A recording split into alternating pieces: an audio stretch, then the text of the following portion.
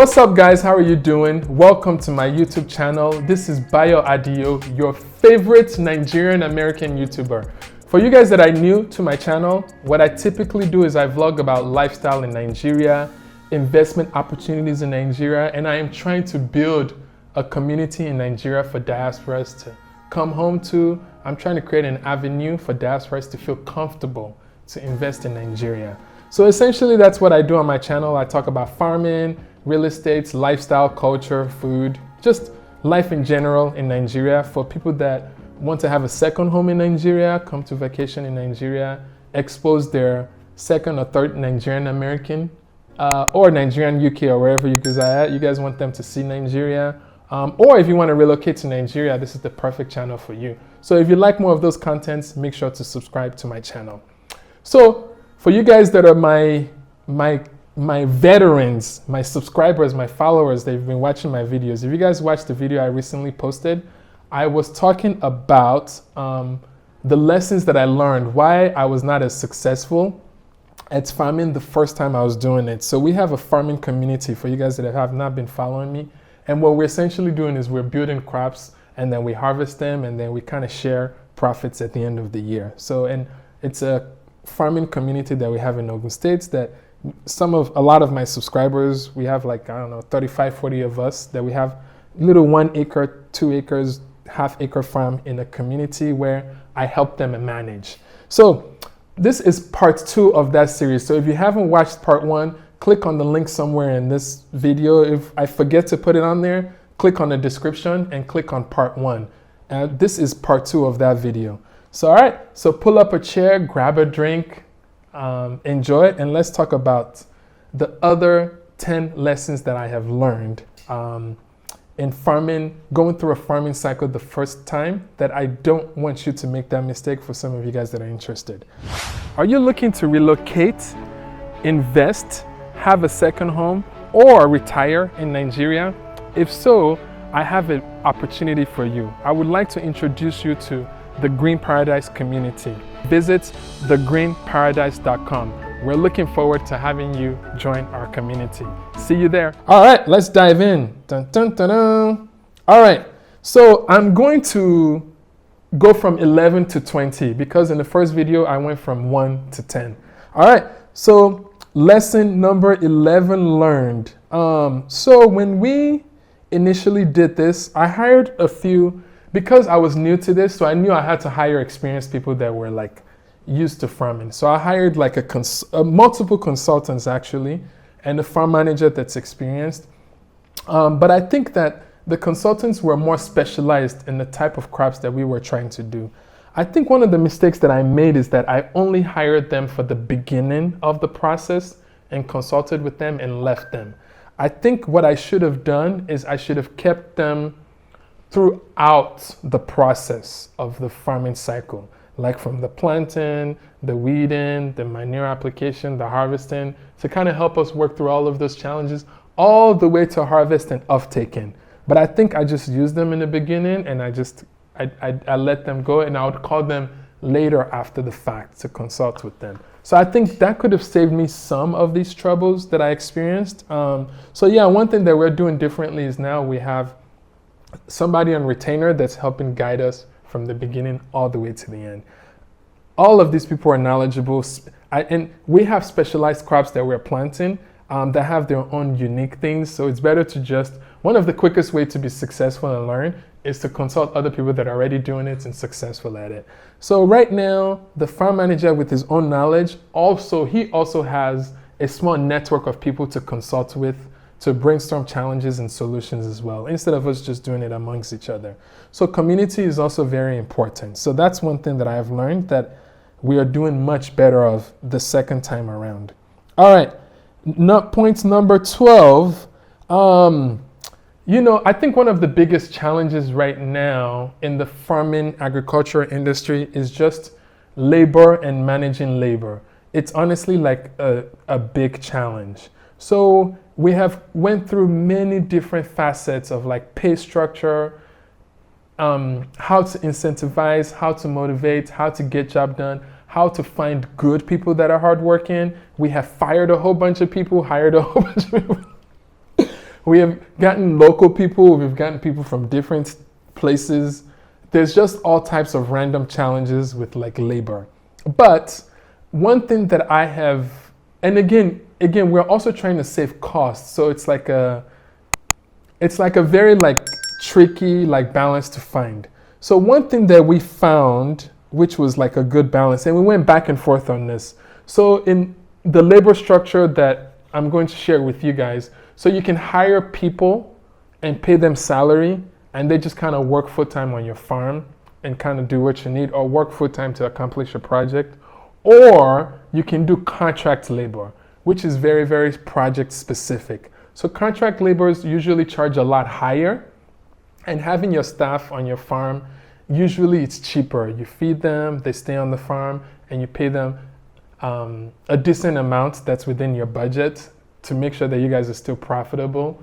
But it's way cheaper than high-end contract labor. So I went back and forth between both, but I think when I did the first option, it was not very good. I don't think people were meeting up with the targets and the challenges that we set for them because they really just didn't have any motivation. I think people just get too comfortable and they don't do what they're supposed to do, and all types of issues start coming up. So the strategy that we used this time was just we noticed that trying to save money on that ended up costing us way more later.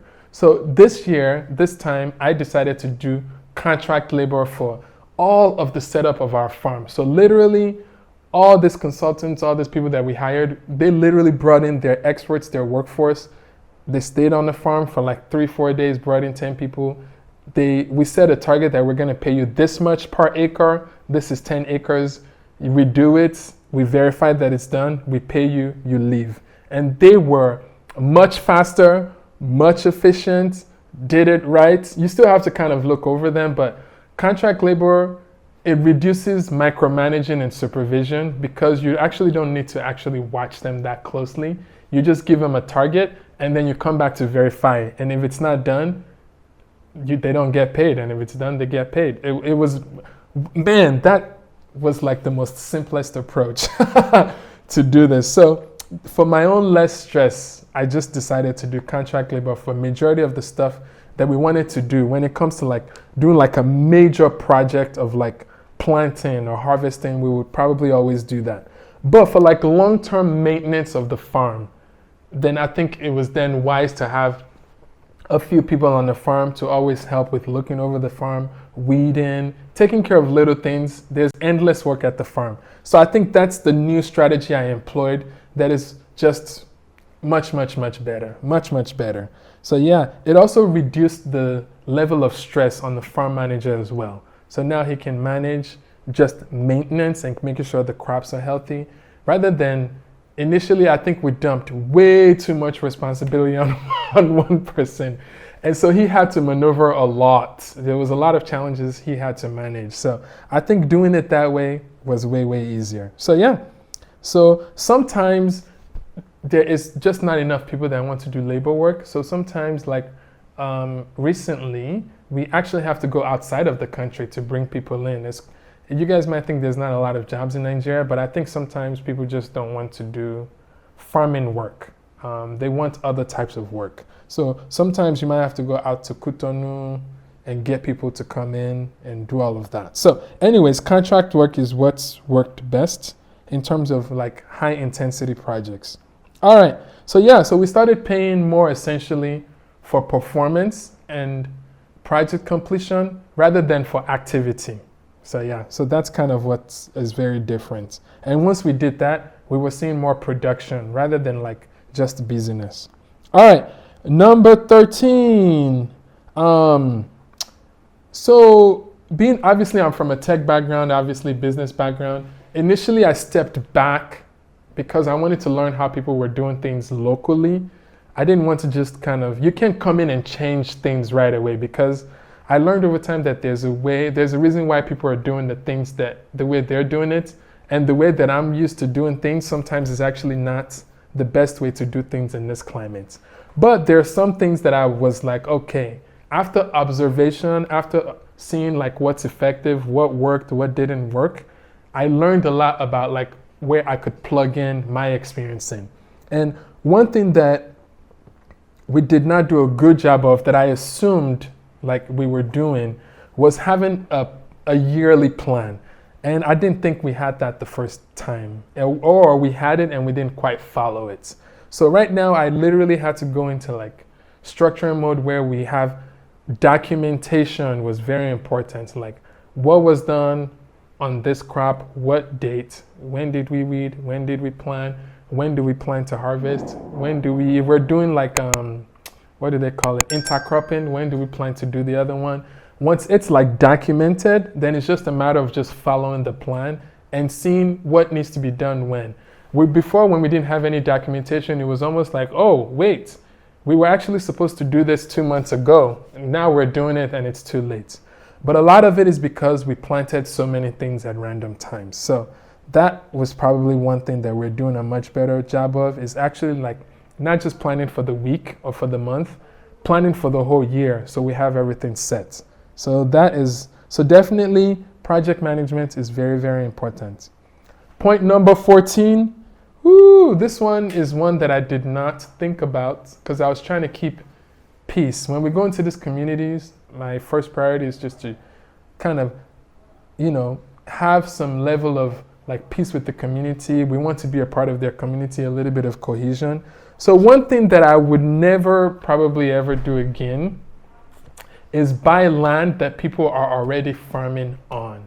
This gave us such a huge headache. So there's two options.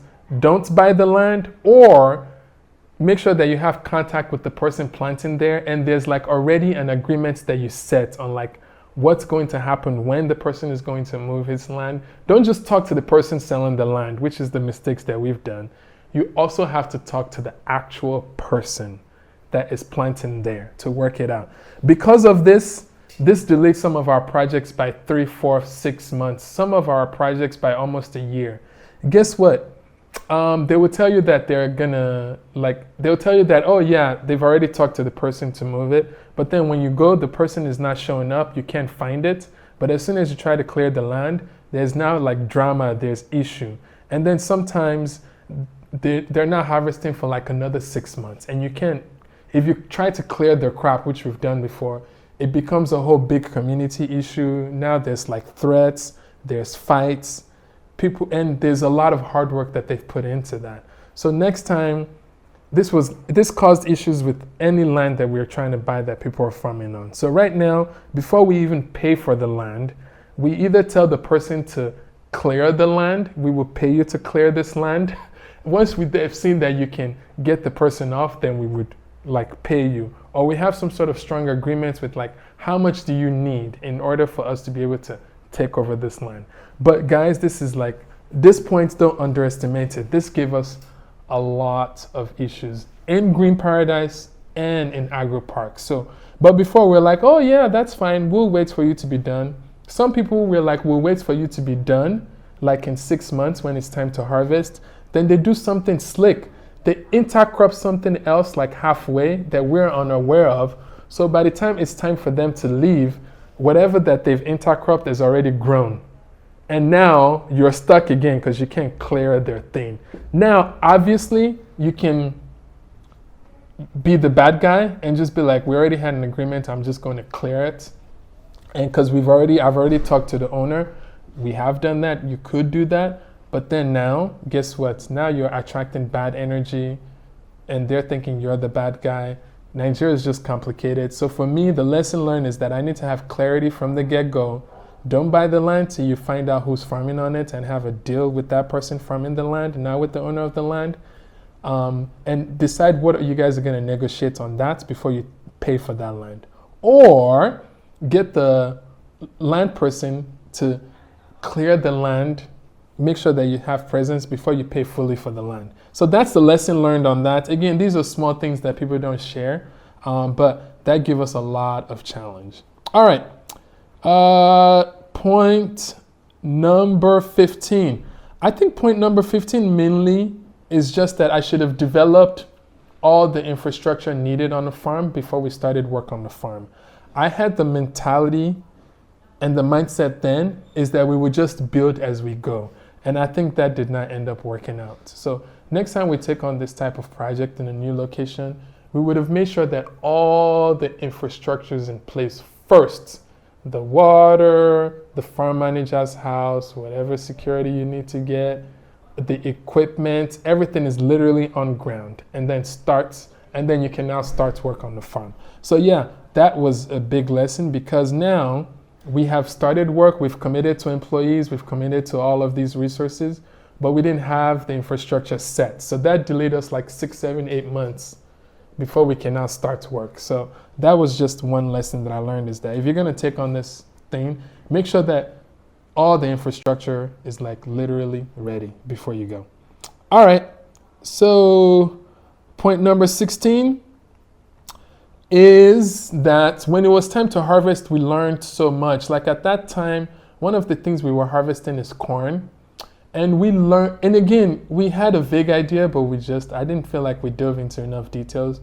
When it was time to harvest, we didn't think of like, what is the format that's most popular? Like I talked about earlier, when is the right timing to do it, and what is actually high demand? So I'm just going to use corn for example.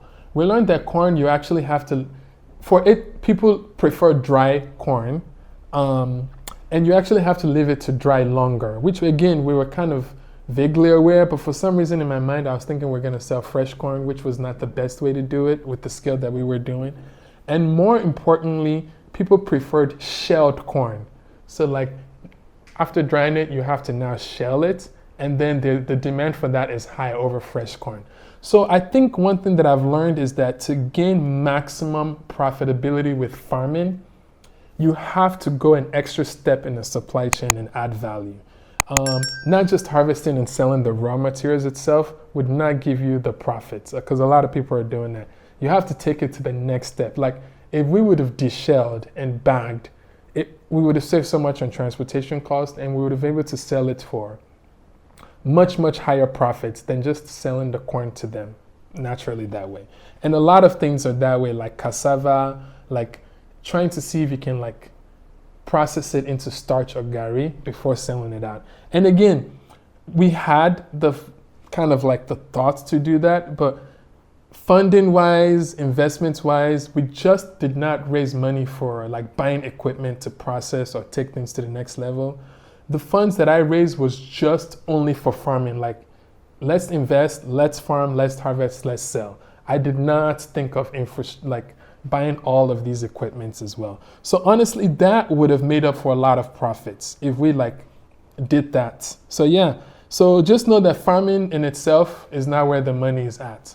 The money is in the value add of the raw products, which I think is hopefully where Nigeria as a whole we're trying to go, because Nigeria as a whole, typically we have a lot of beautiful natural resources, raw materials. We sell it internationally, and then they refine it, they manufacture it, they process it, and they sell it back to us at a high premium. So I think one thing that, even starting from me, one thing that my uncle also is starting a little bit of processing plants too, which we're gonna leverage on. I think now I'm learning that farming, we have to learn to like refine, process, manufacture, add value, and sell that more and look with local consumption in Nigeria. Or you can export it. So like right now we can make things, we can process it, finish it, package it, seal it, and then export it, which is one thing that we're going to do more of. But the first year I wanted to focus purely on local consumption. But now I have a lot of connections to exports, process. That's just mainly for maximum profitability. That's probably what we're gonna do better this year that we did not do last year. Okay, so anyways, long story short summary, add value to what you are doing. Okay, let's see. Dun, dun, dun, dun. Number 17, I think it's just having a post-harvest system in place.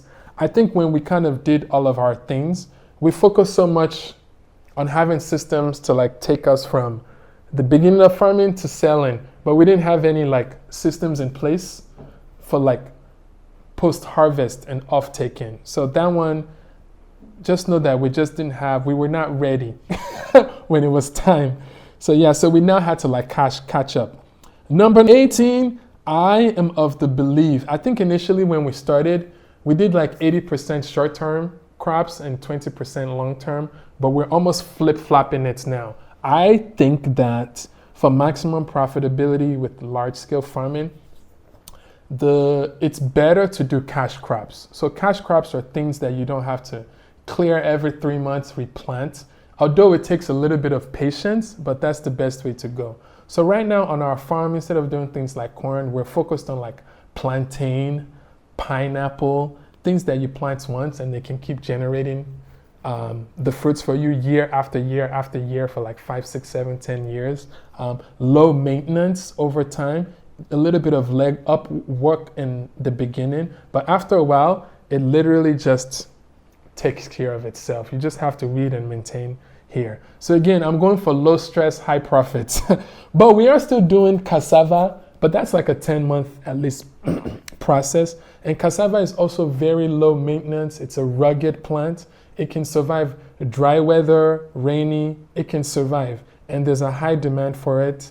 It's easy for us to kind of take it out to the market. So we've kind of abandoned all the random stuff that we wanted to do. Like tomatoes, sweet potatoes, corn, vegetables. We just scrapped all of that and we focused strictly on like cash crops, which is what we're doing now. For my own hobby and for experimentation, we might take like an acre here or 2 acres here and experiments with like tomatoes or peppers or those type of things. But doing that at a large scale, I don't think that was just too much work for our level of experience and where we're at. So I think now we're just kind of learning that and seeing like, okay, we're gonna learn at a smaller scale. And if it's successful, we're gonna figure out how to go a bigger scale.